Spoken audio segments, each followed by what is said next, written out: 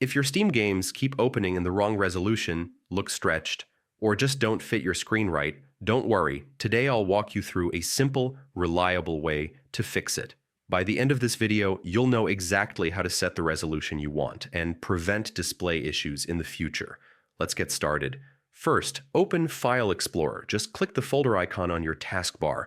From there, go to This PC and open your Windows C drive. This is where most of your program files are stored. Now look for the folder called Program Files x86 and open it.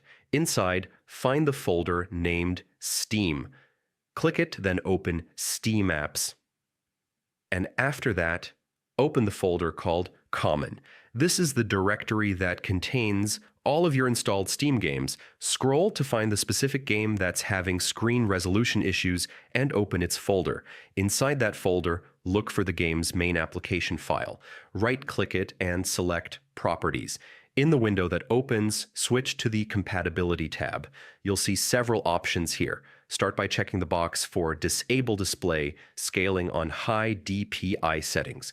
This can solve a lot of visual glitches, especially if you're on a high-resolution monitor.